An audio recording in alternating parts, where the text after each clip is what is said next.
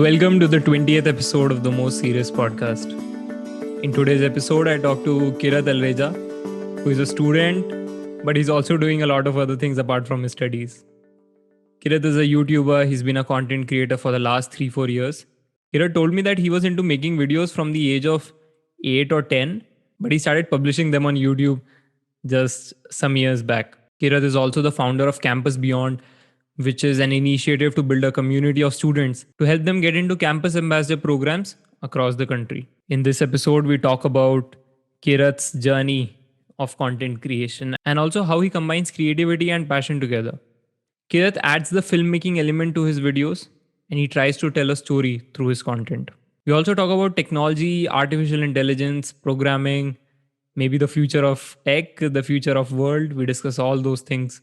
Kirat also tells about his experiences on YouTube, being here for the last 3-4 years. What all changes has he seen on the platform, and also what are some points that he learned through his YouTube journey. I hope you like the conversation today. Let's get into the episode now. There he is, Kirat Alreja, my man. Welcome to the Most Serious Podcast. Thank you so much for having me here. I'm really excited to be here and have a conversation with you. Really looking forward to it. Where are you these days? I'm at my home in Chandigarh. I was supposed to leave for Australia, as I think you were about to ask. But since international borders are closed, I have to study online for now. And that's why I'm at home. When do you plan on going back Australia, or like this would be your first visit to Australia, or have you been there like previously? No, I have not been to Australia. Like when I was thinking about studying abroad, my first destination was always UK because I have some family ties there. I have some family there. So it was always UK. But as I researched more and found out about university scholarship, I kind of inclined towards Australia. So yeah, I've never been to Australia, but I'm incredibly excited to go and study there. So bro, I was watching like your last video that you made. That was a desk setup. I got this like when I thought about having you on the podcast, I immediately thought that I am the kind of person who views these Ali Abidals and Captain Sinbaz. He also made a video about desk setup recently. So I just view these really awesome, clean desk setups, productivity setups, and I thought that I should ask this guy also. Do you actually work on that desk setup? Is it that clean usually, or that's a lot of an effort just for for the video? Yeah. So the thing is the desk setup, the part which I showed in the video, like the desk and where I keep my laptop on the side and the cables and everything, that always stays like that. It's very clean. It's actually the cables, what's underneath the table. It's a completely hollow table. So like I can see like a huge mess of cables right now. I have like lights lying around, these tripods keep flying around the room, this ring light, all of that. So the room is not that clean always, obviously. I mean, everyone does it for videos. But yeah, the actual desk part is always clean. And whenever I have I want to work seriously, I just always sit on the desk because I feel that increases my productivity. So yeah, I actually do use it. Do you think that the productivity setup, or what would you call it, the productivity workflow that these guys follow or everyone is putting out on YouTube, I try a lot to catch up with it and installing those apps. I've also been on Notion, and all the time I spent on Notion was pretty much like making it pretty, trying to add new themes or installing a new productivity app probably every month when I get that midnight urge to sort my life out. So how do you view this whole productivity situation? What's your take on it? Uh, yeah, so that's a very interesting question. As a content creator and who's always trying to come up with ideas, I always look out for some way I can like easily note them down and work on them, track them. So yeah, I mean, I also watch those kind of videos like the best apps and how to like brainstorm and mind maps and all of that. But I just come to realize that, as you said, that most of the time is actually spent in making things look prettier and Exactly. it's thinking everywhere, everything's organized, Aesthetics. and we don't actually work that much. So what I do now is that I have this very simple content calendar in Notion where I have 3 rows. The first is my current ideas. The second row is the ideas I'm working on right now. Like if I'm shooting a video or writing a script, those go there. And the third row is just completed ideas. So that's all I use Notion for. Like it's just a simple visual tool for me to check what's going on. But all my ideation is actually done on traditional notebooks and notes like this These one. cards, yeah. So yeah, so I just sit around with a notebook and a pen. I just write over there because I feel that when I sit on laptop or a phone, some message pops up, some email pops up, Instagram, all of that. So even though like we have all these great resources to be productive, I feel that going back to pen and paper has been really useful. Bro, that's like those are golden words actually, because someone who's been through a whole of this cycle Yeah. and who realizes that you end up wasting more time trying to be more aesthetically productive than actually productive, that's Yeah. just a different situation.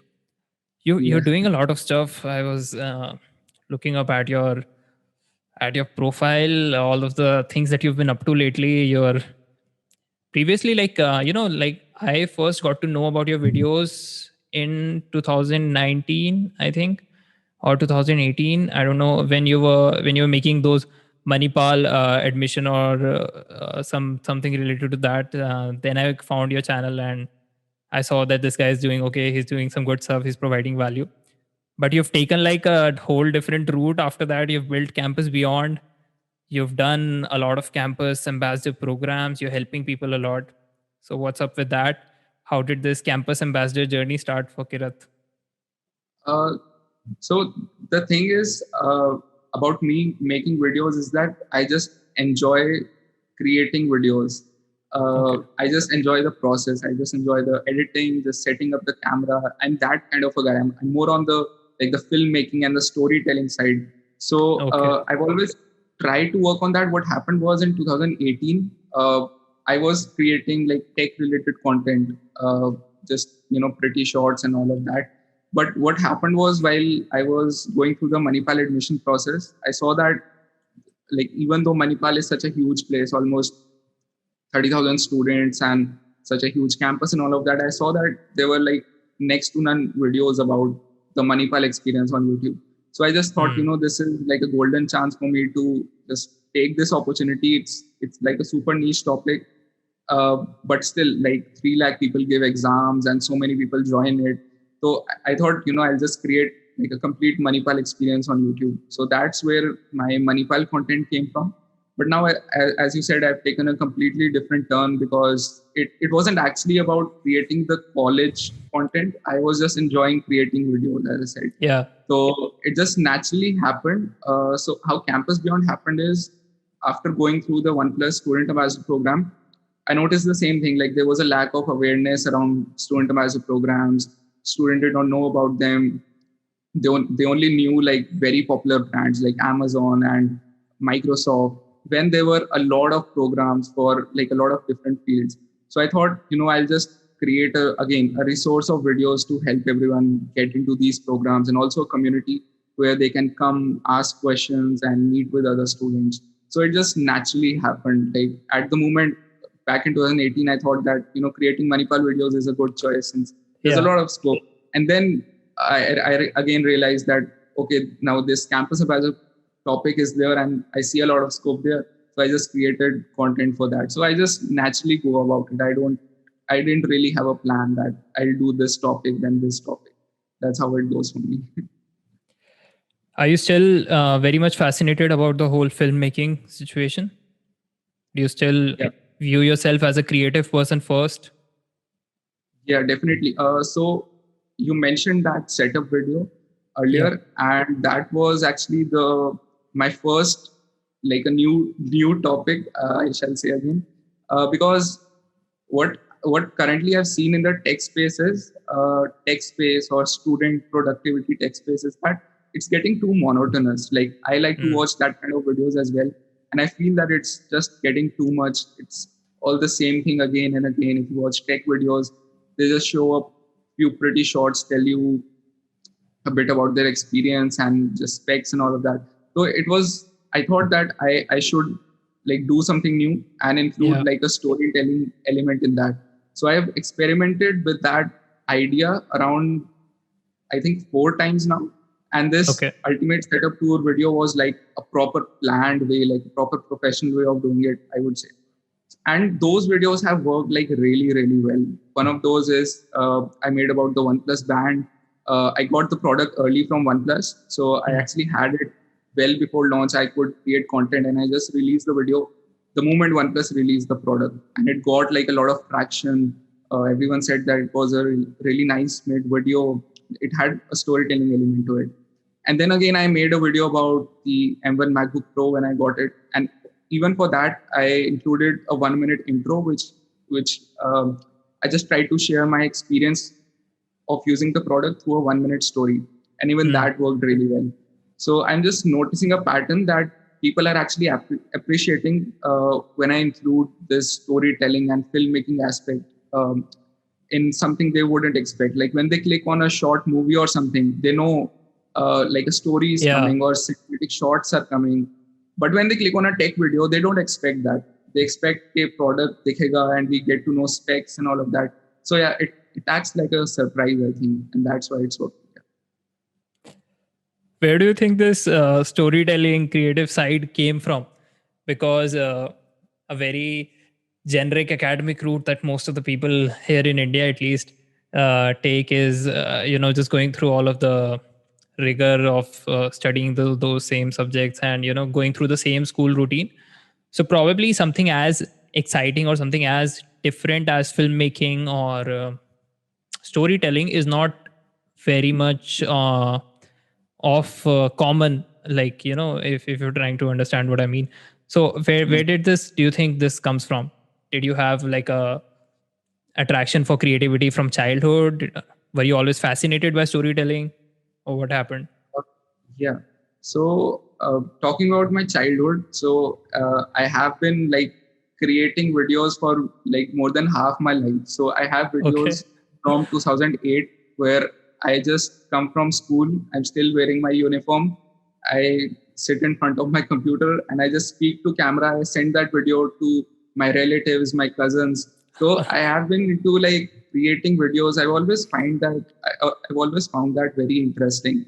So I used to do that. And I actually have videos of myself from like 2014, 15, 16, 17. My cousin recently showed me a video which I sent to her in, I think, 2014. I made it for her birthday. And I was, I mean, my mind was blown when I saw that video because I was basically showing my cousin as a student, as a dancer and everything. So I was like mind blown. Like, how did I do this back then? Like, this is very well thought.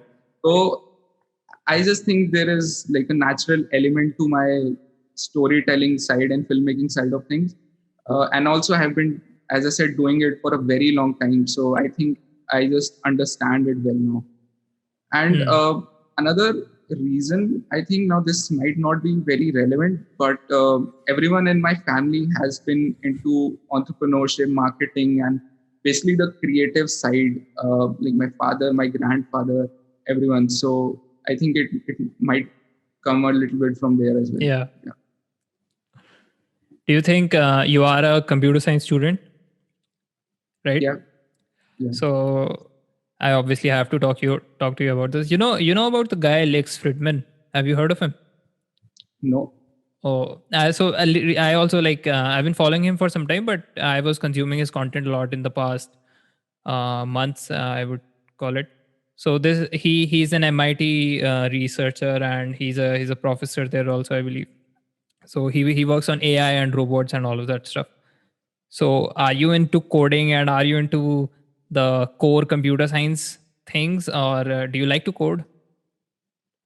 Yeah. So my relationship with computer science and filmmaking is like very symbiotic, I would say. It's like I like to use this analogy that when you eat a lot of homemade food, you crave junk food, and when you crave a lot of junk food, you need homemade food.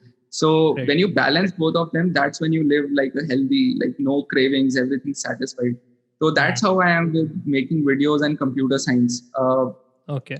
I like to code. I mean, I like to code. Like I sometimes code for like 10 hours straight, 12 hours straight. Wow. So I have I have a passion for coding as well, but it's not. I'm not socially active about it. Like I won't publish my projects on LinkedIn. I won't talk about computer science on the internet.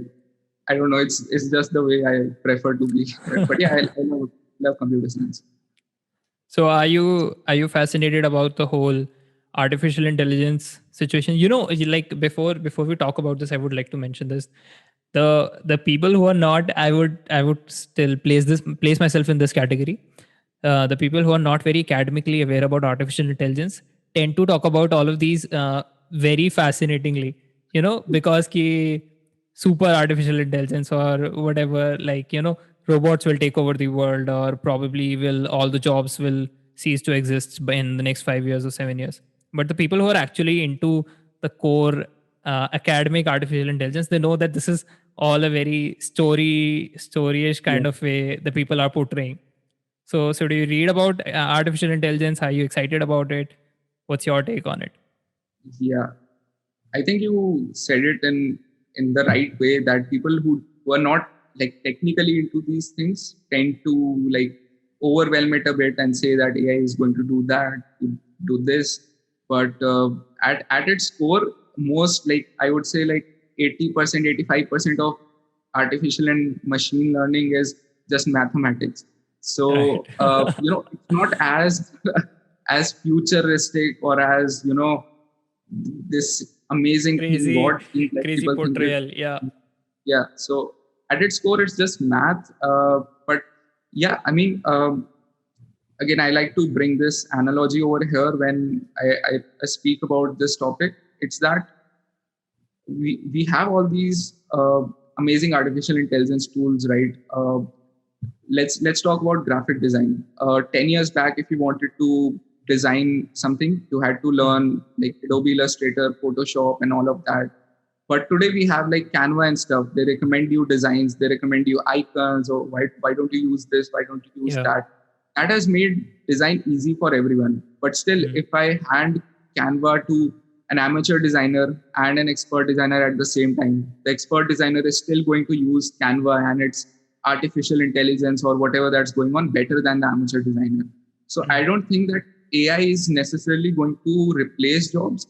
I mean, at the elementary level, it might, like very basic tasks, like maybe data entry or something Yeah. like that.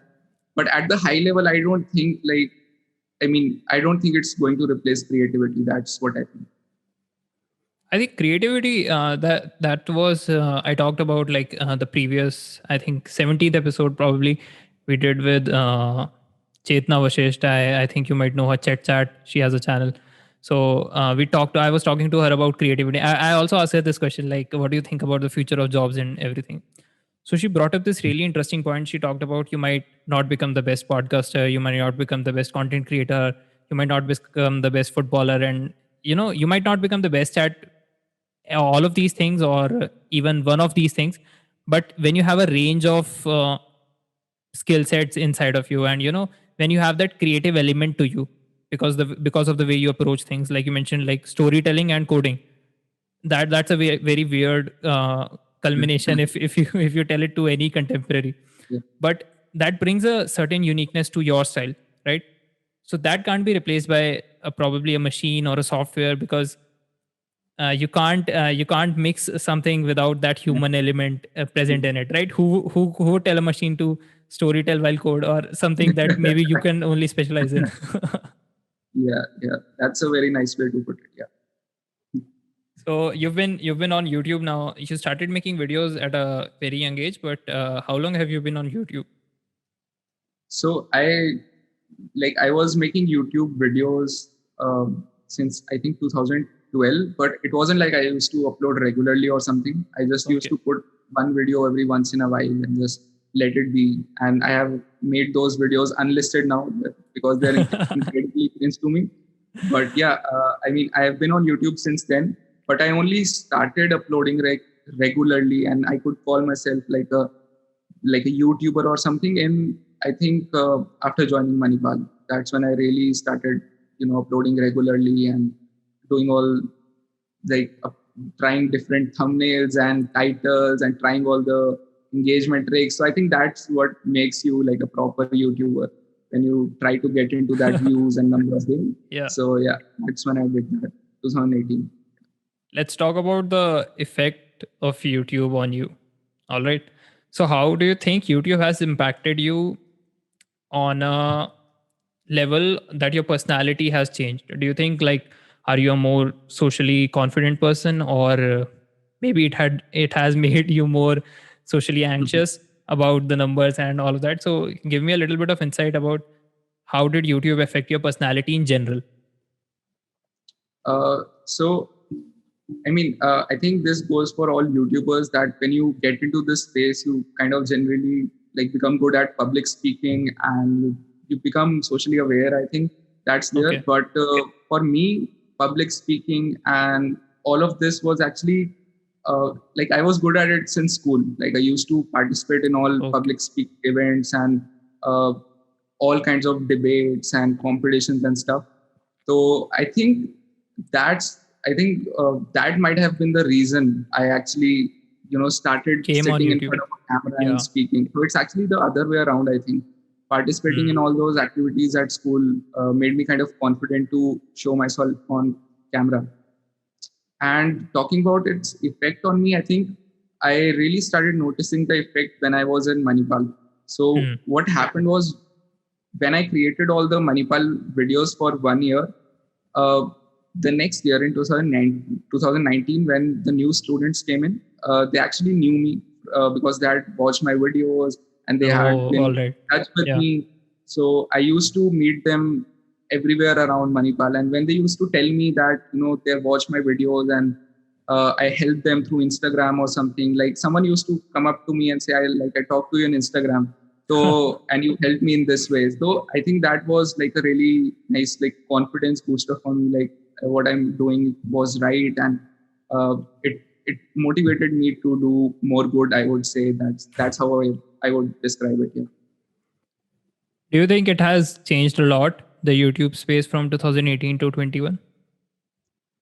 I think YouTube space is changing because the audience, how audience consumes content is changing. The attention span has dropped quite a bit.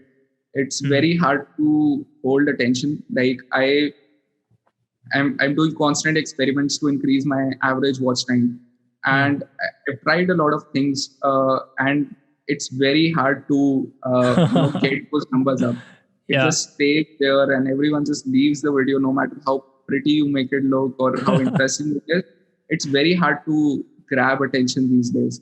So I think yeah, definitely the arrival of short form content like Reels, TikTok, and stuff has had a huge impact on YouTube from like 2018 to 21 when you compare it. Now, this is like a probably I should call it a prejudice that I have built. Like, I believe the creatives and the people who are into filmmaking or into storytelling, like you are, they are somewhat kind of bugged when people don't appreciate the longer form of content, or they don't give the appropriate. I think it could. I think no one really would argue the fact that you could criticize or appreciate. That's up to the viewer, but a creative person likes the to get the appropriate time or appropriate stage so that his content is viewed in the correct timeline. So do you think this bugs you, or you feel this is not the right direction that people might be headed into, or are you okay with it? Are you trying to improvise your content through this direction only? What do you think about it? I feel a little bad about it because when I put so much work into like telling a short film or a short story and people leave it in the middle, I see the watch time and most of the people haven't watched it completely, left it even before I entered into the main part of the video. So that's seriously a problem for someone like me who likes to make that kind of videos. But for people who just for most of the audience, most of the creators, it wouldn't be an issue, I think, because there's a very niche audience for the kind of storytelling and filmmaking videos, I think, at this stage right now. So I Yeah. don't think this is a problem at large, but yeah, it definitely bugs me. I never thought I would jump into creating like 30-second videos or reels or TikTok, but I tried it recently, and you know, it felt nice. I mean, I'm not gonna like it. Even that is great, because when I make these long videos, I put so much effort. It sometimes takes over like 7 days to make one video. So Wow. and when I was creating on reels, I did an experiment where I uploaded for 15 days. So I was just sitting down, I recorded, uploaded, and it got nice views, nice comments, and all of that. So I mean, there are advantages and disadvantages to everything. I enjoyed that as well. Yeah. How do you feel about the situation wherein everyone is getting on YouTube? Yeah. To give you a bit of context, I see kids around me, I see adults around me, I see many people around me getting on YouTube, and I don't know what the intrinsic motivation is. I wouldn't also like to label it, but it mainly centers around the whole getting views, getting famous, quitting their main job or quitting whatever they don't like, and thinking this is the platform that will help them to get out and just have this outburst of success. So what's your take on this situation, because you've been an experienced guy on this platform, you know the ins and outs. So how do you feel about everyone trying to view this as a space for an escape? Yeah. I think like YouTube is definitely not for everyone. Like it is a skill. You can be good at it. You can learn it and practice it and be famous, all of that.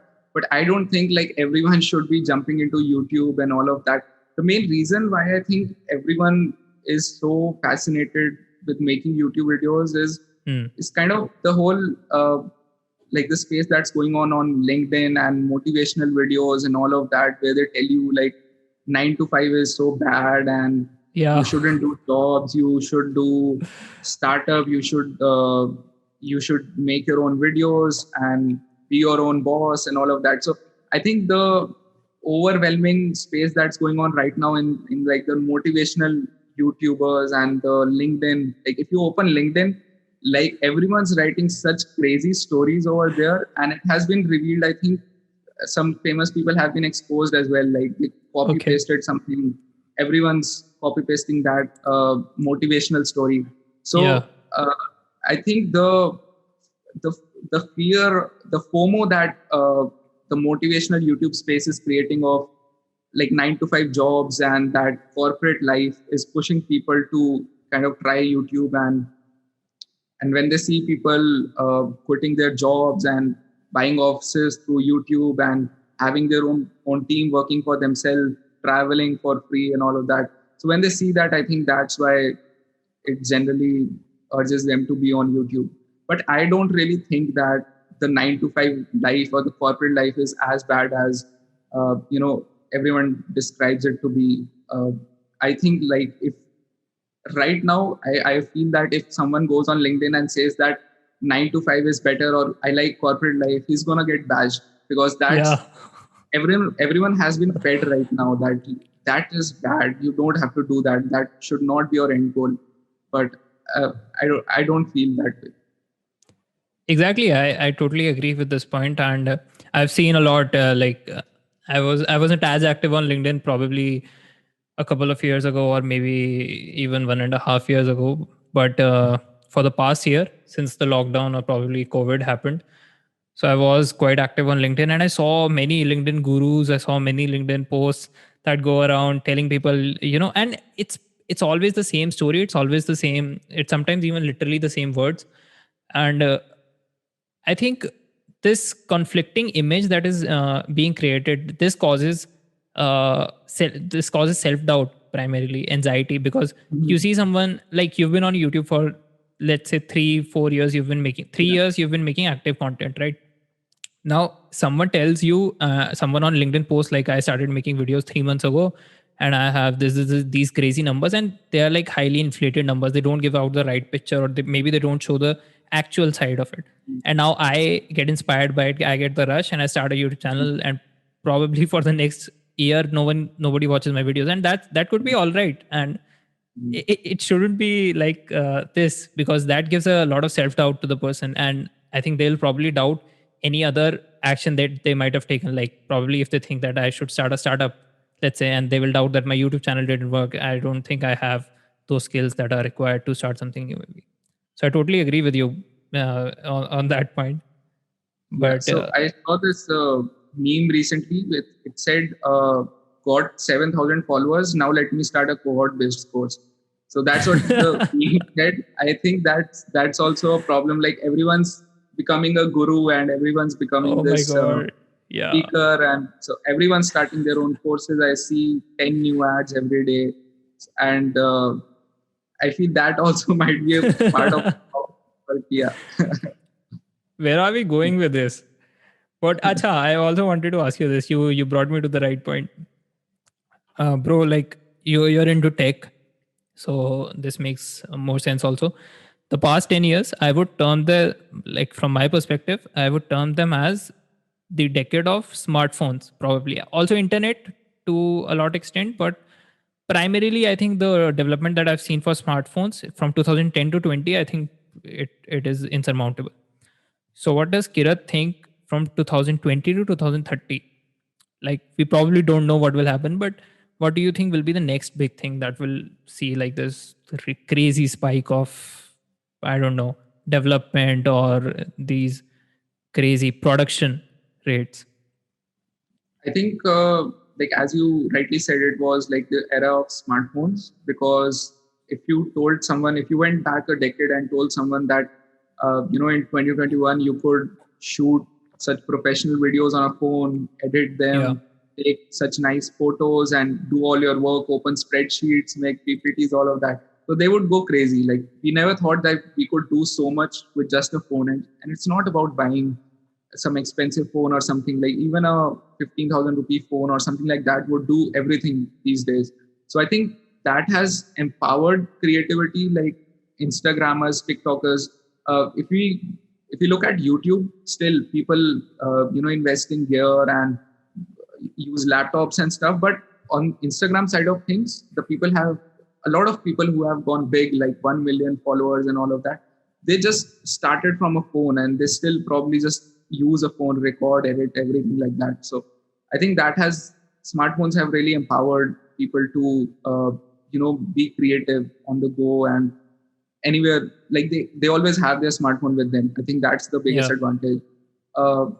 If we talk about the next decade, I feel that this is going to be taken forward by foldable phones, because right now, even though like phones are big, we have all these nice screens, but I feel that when we have like an era where foldable phones are really popular, and you have like a full-fledged, like a huge screen in your pocket at all times, you could work much more efficiently and do a whole lot more. Even like take notes and stuff, use it as a notepad, like a full-fledged notepad. So I think foldable phones is what I'm excited for in the next decade. Do you also think about virtual reality, augmented reality? Are you into that stuff? Yeah, like I've not gone into like the technical side of those things, like AR, VR development. But yeah, I follow the news regularly. I think it's an interesting topic. I'm not so sure about VR because I feel like it has died down a bit. It has its use in gaming. Like gaming is a space where VR is still very, very relevant and loved by everyone. But I think moving forward, AR would be like everyone's jumping on it. Apple is jumping on it, Microsoft, all of that. And we have seen some really nice use cases for it. So I think moving forward, VR is going to die down a bit, but AR is definitely going to be of like major use. Bro, have you seen that movie? I think this would give us a lot to discuss on if you have seen it. It's called Ready Player One. I think it's all about. Yeah, you have seen it? Yeah, it was a long time ago. I think it came out like 3 years back or something like that. Yeah. I watched it last year also. That's why it's fresh in my mind. But so what are your views on it? Do you think as a population we could probably end up in that space 10 years, 15 years down the line? Or is it too futuristic, too crazy to imagine that? Yeah, I mean, as I just said, imagining a device which could do everything in your pocket 10 years back would seem that kind of crazy as well. Yeah, So I won't exactly. say like it's impossible, because like we don't really know what's about to come. But yeah, I mean, I don't really feel too positive about that kind of a reality. But I mean, it can happen. So yeah, like I'm not completely eliminating it. So yeah. Why do you think you're not very completely positive of it? Uh, like it just comes from my experience of VR. Like Okay. I've seen people say that it feels very realistic and it feels very nice, like you're in a new world. But I have Uh, tried a lot of VR devices. I've tried one from I think HP and then Oculus and all of that, and I really did not feel like I transported somewhere else or something like that. yeah. So maybe that's why I when I try some of the advanced VR devices like the Vive or something, or the new Oculus devices, I might feel different. But for now, I don't think it feels like a new reality or somewhere like I want to be like 24/7. So yeah. Do you think about the moralistic side of it also? Like people often have a hard time accepting the fact or also contemplating the fact that we could probably end up be living in a society where everyone has access to VR headsets, and like smartphones, there's always this alternative reality that you could jump into. So people often have a hard time thinking that this would not be a world that we want to live in, or probably people won't be trying for anything, and they would just be happy in the alternative reality that they can create from scratch. So what's your view on it? Do you think it's not the right way, it's not the right use of technology, or maybe it should be come with some regulations, or it should have some constrictions with it? I think when we talk about like alternative reality and stuff and people wanting to be in a different world, I think that's already happening with Instagram Yeah, and stuff like that. Like people are in their own world. exactly. Whatever's there on Instagram is not there in real life. And even on YouTube, when we talk about all the like so-called gurus and stuff, they they overwhelm everything. Uh, they misguide everyone. I would say that I've seen some people do that. Obviously not everyone does that. There are a lot of Hmm. genuine amazing Indian creators out there who are doing great stuff. But yeah, uh, as you mentioned, like rules and regulations, I really haven't like thought a lot about that, so I won't comment on it. But Yeah, I feel, yeah, the idea of alternate reality through social media or VR AR is always going to be something people are interested in, because like uh, even today we see like people spending so much time on reels and TikTok and stuff, that even that is kind of an escape from reality, right? So exactly. that that concept will always work with humans, I think, if you survive. That's a nice way to put it. I think it will, because what essentially are we trying to do with Instagram? If you think about it, Yeah, what yeah, is Instagram, and why do people struggle with Instagram? If you also like, people have these crazy goals that I won't check social media for more than 15 minutes. yeah. So if you think at it subjectively, why is that happening? Because that is an alternate reality, and you're so hooked on it that you have to consciously decide that I won't pursue it or something like that. But I Yeah. totally agree. You put it very nicely. What's the next big thing Kirat has in his mind? Built Campus Beyond, done student ambassador programs, close to 10,000 on YouTube. So what will be the next something that will come up? I think numbers are important. Like if someone says that numbers are not important or views are not important, like they're definitely not speaking the Delusional. full story. Yeah. Yeah. So, but I don't really have goals related to numbers. Like I have never thought about that. And again, the reason behind that is I just love creating videos. Hmm. Even if a video gets like maybe 1,000 views, 2,000 views, and there are some comments saying I really enjoyed it, I learned something Hmm. new, that's enough gratification for me to create the next video.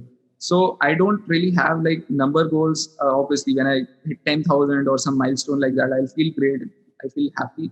But I think in terms of the next big thing, I'm really hoping to, when I go to Australia, I create like super high quality content for international students. That's something I want to do. Like I want to share my raw experience with everyone on about my international student experience. Basically, that's something I would say is the next big thing for me. And regarding Campus Beyond, I think Campus Beyond is one of those things that like it just happened naturally.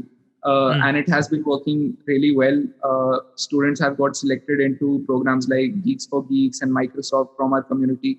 So I think I'll just let it flow in the background and keep helping students. So that's what I'll be doing. Do you have any precursor? Uh, what would you call it? Notions about going to Australia? Do you have expectations? What are you thinking that could be the positives, maybe the negatives? What would you enjoy? What would you struggle with? So that you can look back on this podcast and then you can realize when you're in Australia, oh, I was thinking about this before coming here. I think I made this decision of going with a 2+2 year program, and that's like a whole different story. But one thing that I have realized from this 2+2 experience is that if I went to Australia or abroad after 12th class, I would have struggled quite a lot, and I wouldn't have focused on some important things like networking, attending events, and all of that. I would have missed out on all of that. So I think after spending 2 years in India and in Manipal, I now know like what to focus on to get the most value out of my time. Like I know how to manage my time between creating videos and studying and all of that. So I think that when going to Australia, my first the thing I'm most excited about is meeting people from all over the world, because even in Manipal is like one of the most diverse Indian colleges. Like there are people from all over India and even the world. Like I used to live in international hostels, so there are people from all countries over there. And one of my best experiences, obviously, like the campus is beautiful, the weather and the places, all of that. But one of my best experience has been meeting people from South India. I had no idea about their culture, their food, and everything like that. So just living with those people and learning about their culture has really taught me a lot, I think. And when I go to Australia, my university is the Australian National University, which is like the only national university in Australia. So the culture of academics and like it's like really, really good. So that's something I'm looking forward to, like meeting people from China, Indonesia, Malaysia, Thailand, and all of that. So I'm excited for that. And the negatives are basically like the struggle is always there when you go study as an international student. That's there if you go to Australia, UK, Canada, anywhere.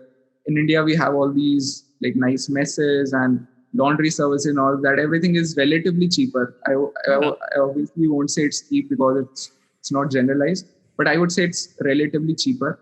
And outside, it's a bit hard to manage everything on your own and score good marks. And if you have some kind of hobby, pursue that as well.